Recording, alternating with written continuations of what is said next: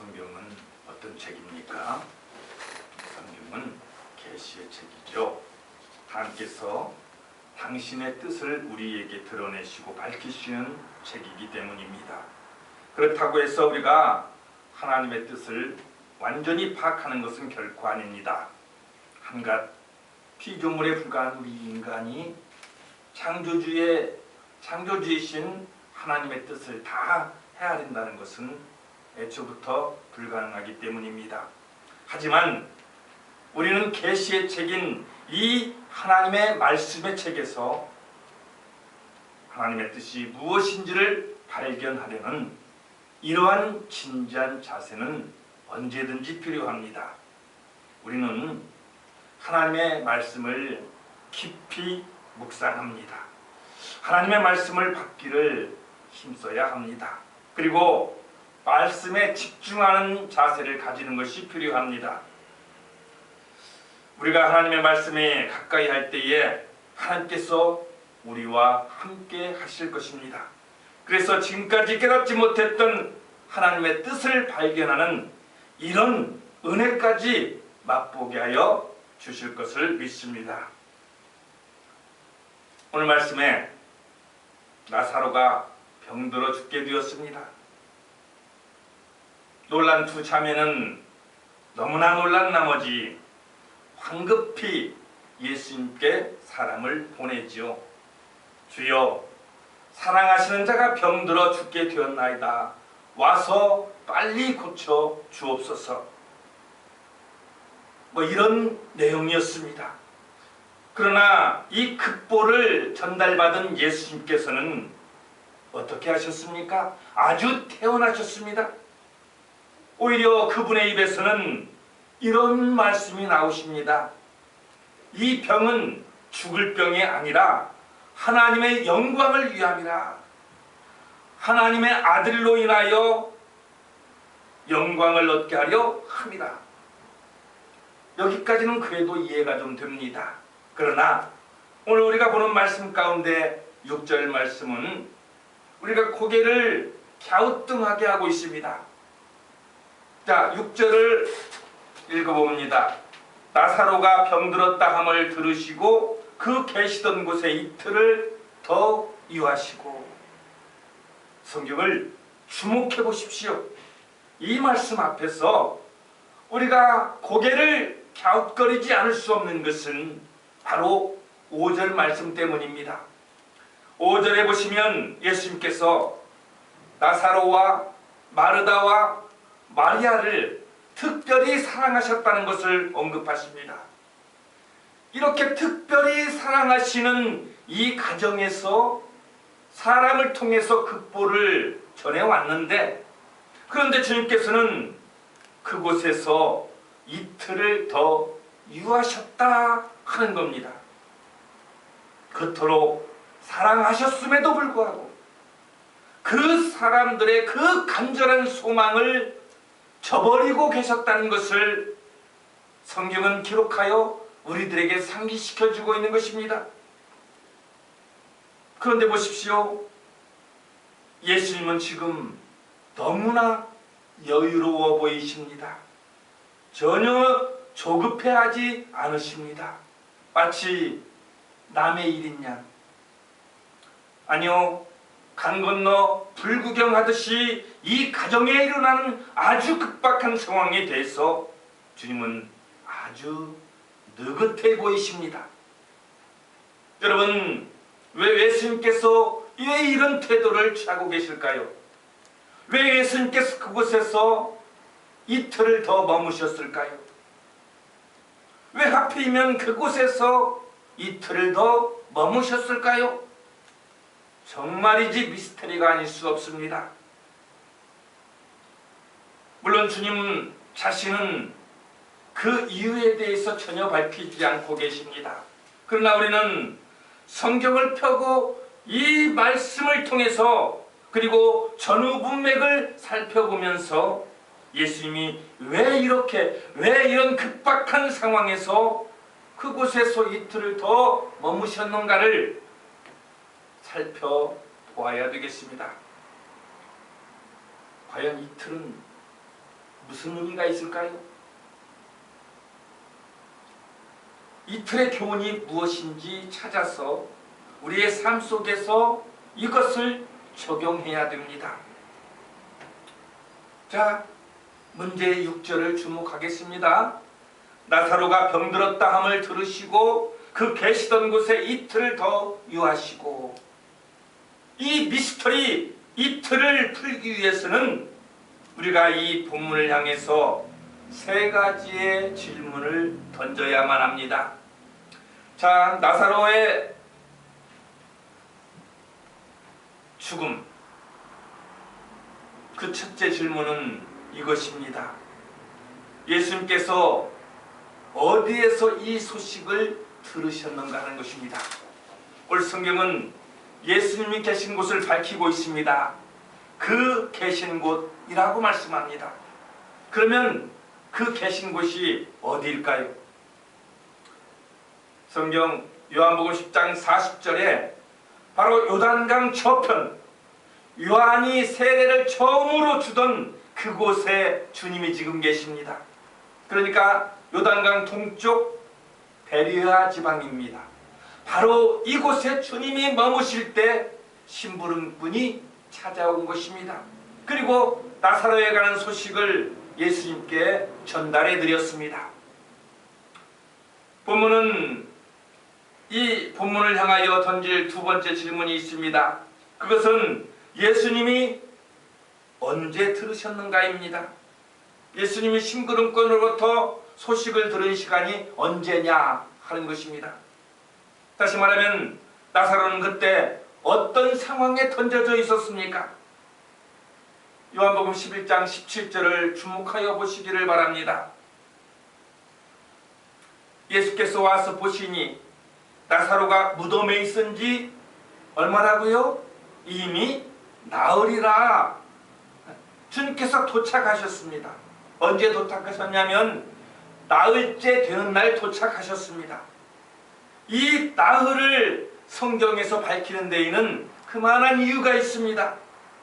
우리가 역추적하면 이 상황을 이해할 수가 있는 겁니다. 자, 예수님이 그곳에 오셨을 때가 나사로가 죽은 지 나흘째입니다. 그런데 예수님이 계셨던 베레아 지방과 나사로가 살았던 베다니 지방은 거리가 얼마냐면 약 30km가 떨어져 있습니다. 그러니까 장정이 열심히 걸으면 열심히 가면은 하루 만에 걸을 수 있는 거리였습니다. 잠자지 않고 말입니다. 나사로가 병들었을 때 두 자매는 한 사람에게 부탁합니다. 빨리 가서 이 급박한 사정을 예수님께 전하시오. 그리고 이 부탁을 받은 사람은 베레아를 향해서 쉬지 않고 달려갑니다. 그런데 이 사람이 출발하자마자 나사로가 숨을 거두게 됩니다. 그렇지만 이 사실을 알지 못하는 이 심부름꾼은 쉬지 않고 달려가서 예수님께 소식을 전하게 됩니다. 그런데 예수님께서 그곳에 이틀을 더 머무셨습니다. 그리고 예수님께서 베레아에서 베다니까지 오는 시간을 하루로 본다면 나흘은 정확히 일치합니다. 이렇게 할 때에 기가 막히게 나흘이 걸리게 되는 것입니다. 그러므로 예수님이 이 소식을 언제 들으셨냐면 이 베다니에서 나사로가 죽고 난 후에 주님께서 들으셨다는 것입니다. 이미 예수님께서 그 소식을 들었을 때는 나사로는 이미 죽은 후였습니다. 자, 무엇을 하실 때 그 소식을 들으셨어요? 예수님이 무엇을 하시는 중에 이 소식을 들으셨습니까? 이렇게 질문해 보게 됩니다. 심부름꾼이 숨을 헐떡이며 달려와서 주여, 당신이 사랑하시는 자가 지금 죽게 생겼나이다. 이렇게 외칠 때 주님은 지금 그곳에서 무엇을 하고 계셨습니까? 낮잠을 주무시고 계셨습니까? 한가하게 산책이나 하고 계셨을까요? 주님이 그곳에 도대체 무엇을 하고 있었을까요? 10장 41절로 2절이 해답입니다. 많은 사람이 왔다가 말하되 요한은 아무 표적도 행하지 아니하였으나 요한이 이 사람을 가리켜 말한 것은 다 참이라 하더라. 그래야 거기서 많은 사람이 예수를 믿으니라. 지금 베리아에 계시는 예수님 주변에 보십시오. 수많은 사람이 구름대처럼 몰려와 있는 것입니다. 이 앞서서 세례 요한이라는 사람이 예수님 앞에서 전도를 했습니다. 어떻게 했나요?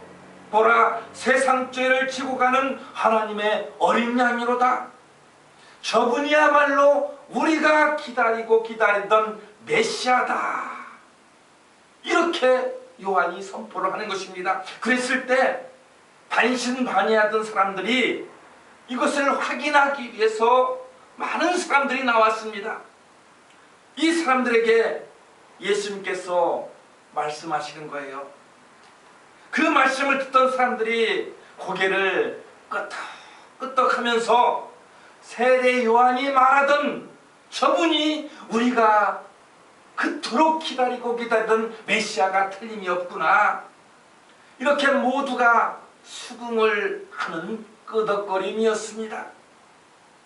자, 그러면서 예수님을 믿는 이런 역사가 지금 이 현장에서 일어나고 있는 것이었습니다. 이 현장에 지금 한 사람이 숨을 헐떡이며 다급하게 달려와서 당신이 사랑하는 자가 죽게 생겼으니 빨리 와서 고쳐달라고 하는 것입니다. 바로 이것이 예수님께서 그곳에 이틀을 더 머무신 이유였습니다. 이제 우리는 이해가 갑니다. 아하, 그래서 그러셨구나. 자, 다시 한번 설명합니다. 예수님이 이틀 머무신 이유를 무엇이라고 말한다고요? 예수님께서 그곳에 이틀을 머무신 후에 제자들에게 말씀하십니다. 다시 유대로 가자. 여기에 유대는 구체적으로 어디였겠습니까? 요한복음 10장 22절에 있는 대로 예루살렘. 네, 바로 그곳입니다. 예루살렘 이곳에서 무슨 일이 있었습니까? 10장 31절을 보십시오. 유대인들이 돌을 들어 예수님을 쳐 죽이려고 했던 바로 그곳입니다. 그래서 예수님은 39절에 보니까 그곳을 잠시 피하셨더랬습니다. 그 피하셨던 곳이 어디냐? 바로 베리아인 것입니다. 그런데 예수님께서 그곳에 다시 가자고 하십니다. 제자들은 걱정이 드는 거예요. 8절 보십시오. 선생님, 방금도 유대인들이 돌로 선생님을 치려고 했는데 또 그곳으로 가십니까? 아주 근심이 가득한 제자들의 모습입니다. 그때 제자들에게 예수님께서는 아주 의미심장한 말씀을 하세요. 11장 9절 보십시오. 낮이 12시간이 아니냐. 제자들에게 뜬금없이 지금 때와 시각을 언급하시는 거예요. 여러분, 이게 도대체 무슨 말일까요? 예수님께서 언급하시는 낮은 무엇이고 12시간이라는 것은 무엇을 말씀하실까요?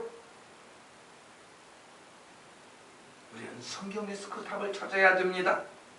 요한복음 9장 4절을 잠깐 보겠습니다. 때가 아직 낮임에 나를 보내신 이의 일을 우리가 하여야 하리라. 밤이 오리니 그때는 아무도 일할 수 없느니라.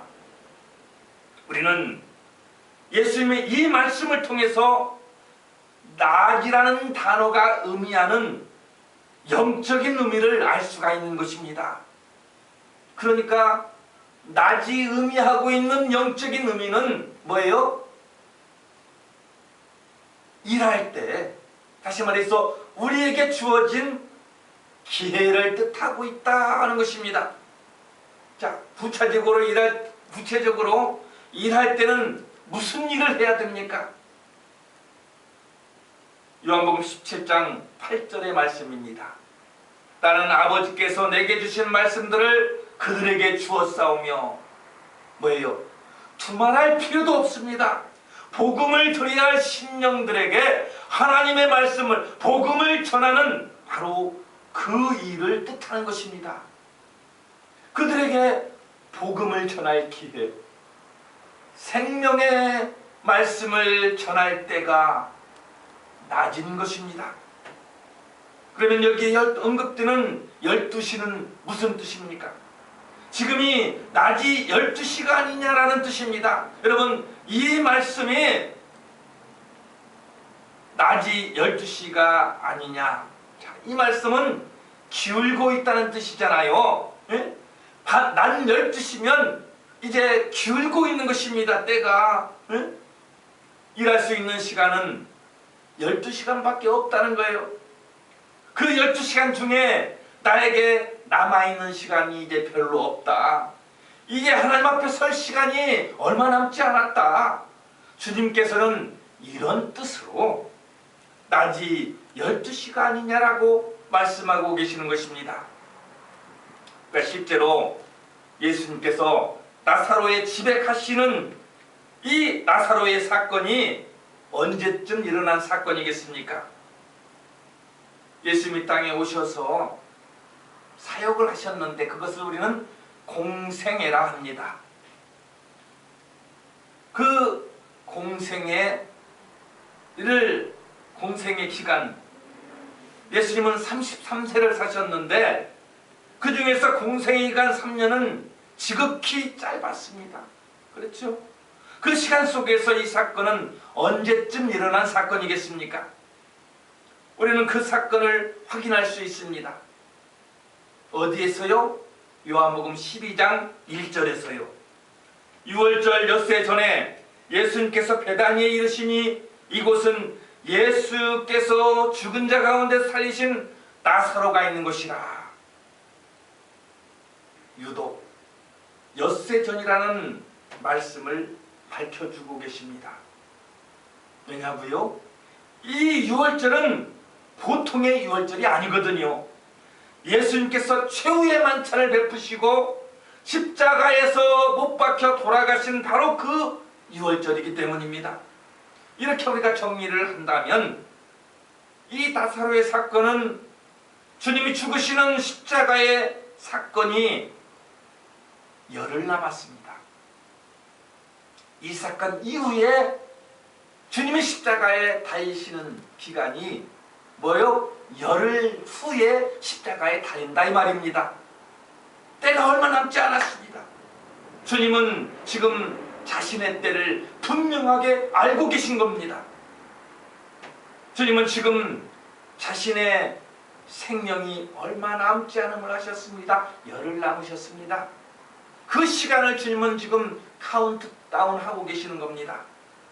여러분, 만약에 내 생명이 열흘이 남았다면 얼마나 그 시간이 소중하겠습니까? 열흘 후면 내가 이 세상을 떠나야 한다. 얼마나 진지하겠습니까? 그러니 시간을 허송세월 하실 수가 있겠습니까? 그런 와중이었습니다.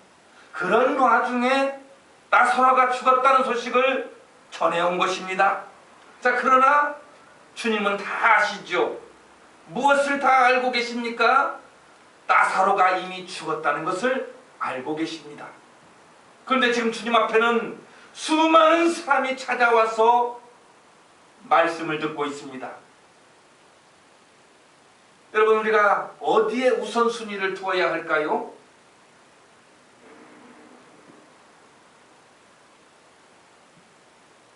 죽은 나사로, 사랑하는 나사로가 죽어서 이미 장사되는 것을 다 아시는 주님이십니다. 그러나 주님은, 주님의 시선은 어디에 있습니까? 지금 이곳에 이 수많은 사람들, 이 사람들이 질비하게 있는 이 사람들을 두고 내가 사랑하는, 내가 진짜 사랑하는 나사로를 위하여 달려갈 것인가? 이 선택의 걸림길에서 주님은 무엇을 선택했나요? 영혼을 선택하셨습니다. 베리아를 선택하셨습니다.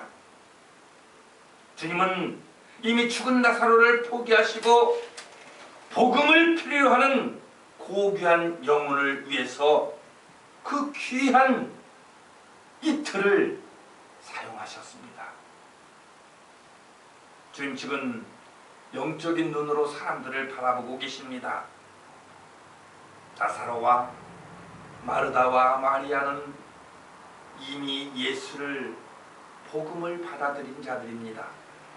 예수를 믿는 자가 병들어 죽는 것은 문제가 아닙니다. 문제가 없어요. 왜입니까? 주 안에서 죽은 자들은 복 있는 자들이기 때문입니다. 그러나 지금 주님 앞에 있는 이 사람들은 어떤 자들입니까? 영적으로는 죽어있는 자들이요, 영적으로는 병든 자들이 바로 이 수많은 사람들입니다. 그런 의미에서 오늘 이들은 영적인 나사로인 것입니다. 그런 의미에서 지금 누구를 선택해야 됩니까? 바로 이 베리아 사람들입니다. 이들이 살았을 때 이들을 구원하는 것이 더 고귀한 일이라는 것을 판단하신 주님께서 그 귀한 이틀을 지금 사용하고 계시는 것입니다. 그렇다면 왜 이틀입니까? 요한복음 4장 40절로 41절을 보시겠습니다. 왜 하나님은 하필이면 이틀일까?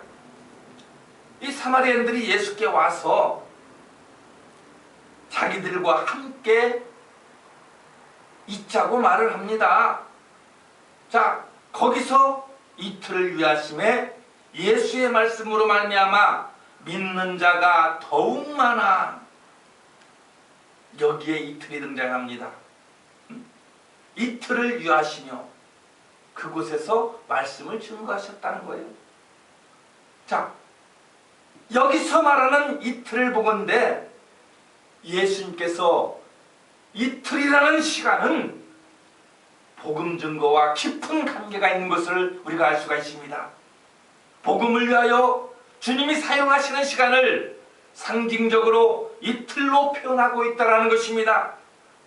주님의 눈으로 바라볼 때 이 베리아 사람들은 육체적으로는 살아있지만 영적으로는 죽어있는 사람들이었습니다.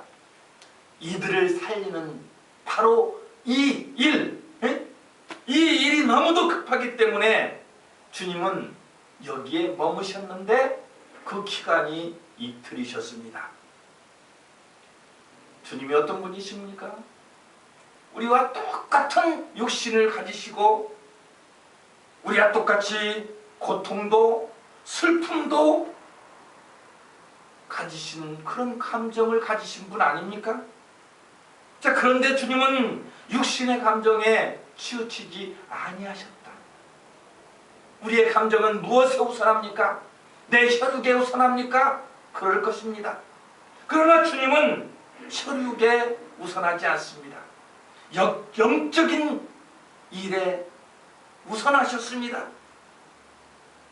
나사로와 마르다와 마리아를 예수님 정말 얼마나 급지게 사랑하셨는지 사랑하시는 자들입니다. 등장하는 단어가 끔찍하게 사랑하셨습니다. 그 가정에서 정말 슬픈 일이 일어났고 빨리 가서 위로해야만 되는 일이 일어나 버린 것입니다. 그런데도 주님께서는 배단위로 달려가는 것이 아니라 그 현장에 남아서 복음을 증거하셨다는 사실입니다. 왜냐고요? 왜 그러셔야만 했냐고요? 복음 전하는 것이 그만큼 중요하고 중요했기 때문입니다. 그 주님께서 이제 말씀하십니다. 다시 유대로 가자고요. 유대가 어떤 곳입니까? 사람들이 돌을 들어서 쳐 죽이려고 했던 곳입니다. 그런데 주님께서는 그것을 개의치 아니하시고 그곳에 가서 복음을 전하려고 했던 것입니다. 주님께서 저들에게 돌을 맞았을 뿐만 아니라 십자가에 달리셔서 형언할 수 없는 고통이 엄습하고 있습니다. 심한 고통이 이어지고 있습니다. 그 현장에 바로 옆에 있는 한편 강도가, 다시 말해서 죽어 마땅한 강도가 신명기 21장 23절에 의하면 저주받은 그 나무에 달려 죽어 마땅한 한편 강도가 죽어갈 때 주님께서는 그 사람을 바라보시며 두 손과 팔은 못 박혀 움직일 수도 없는 그 상황에서도 하나님께서 옆에 두신 그 강도를 바라보시며 구원하시는 일이 일어났습니다. 내가 오늘 나와 함께 낙원에 있으리라. 6시간 후에 우리 주님은 숨을 거두셨습니다. 주님이 돌아가셨어요. 주님은 그리고 무덤에 누이셨습니다. 무덤에 계신 그 주님이 그곳에서는 무엇을 하셨을까요? 우리는 주일 아침마다 사도신경을 고백을 합니다. 어떻게 해요? 장사된 지 사흘 만에 죽은 자 가운데서 살아나셨다고요. 그런데 영어 성경에는 신앙 고백이라든지 세계 교회들은 장사 지내시사 옥에 내려가셨다가 이렇게 고백을 합니다. 자, 옥에 내려가셨다. 무슨 말입니까? 상징적인 뜻을 가졌습니다. 베드로전서 3장 19절을 보시면 그가 또한 영으로 가서 옥에 있는 영들에게 선포하시니라. 죽으신 주님이 옥에 내려가셔서 무엇을 하셨어요? 복음을 전하셨다. 그러시다가 부활하셨다니까요. 지금 내가 숨을 쉬는 이유가 무엇입니까? 하나님께서 왜 나를 이 땅에 머물게 하시는 것일까요? 그것은 바로 복음 전파의 사명이기 때문입니다. 오늘 우리가 어떻게 할 때 우리 하나님이 가장 기뻐하실까요? 오늘 성경에 누가복음 15장에 잃었던 것의 비유를 보게 되면 하나님 아버지가 언제 기뻐하십니까? 죽은 자가 돌아올 때, 잃은 드라크마를 찾았을 때, 장자가 어떻게 해요? 돌아왔을 때, 뉘우치고 돌아올 때, 그때 주님이 가장 기뻐하십니다. 잃은 양이 돌아올 때, 그때 하나님이 기뻐하셨어요. 오늘 우리는 예수를 믿고 하나님의 자녀가 되었습니다. 이제 그리스도의 가족이 되었습니다. 그런 우리는 어떤 일을 통하여 하나님의 교회를 섬길 것입니까? 복음 전파를 통해서입니다. 우리가 하나님의 일을 한다는 것이 구체적으로 무엇이냐면 다른 것 없습니다. 복음 전파입니다. 우리가 오늘 본문에서 나사로의 죽음 앞에서 이틀 더 머무시는 주님, 이 주님을 통해서 우리가 깨닫기를 바랍니다. 인간적인 정도 억누르시면서 그 사랑한 가정에 죽음이 찾아왔고 장례가 있는데도 지금 이 현장에서 복음을 전하시는 주님을 보면서 우리가 깨닫기를, 오늘 만나는 그 사람이 마지막 만남일 수도 있습니다. 지금 전하지 않으면 우리가 내일 후회할지 모릅니다. 어제 만났을 때 복음을 전했어야 되는데, 전도했어야 되는데, 지금 머무는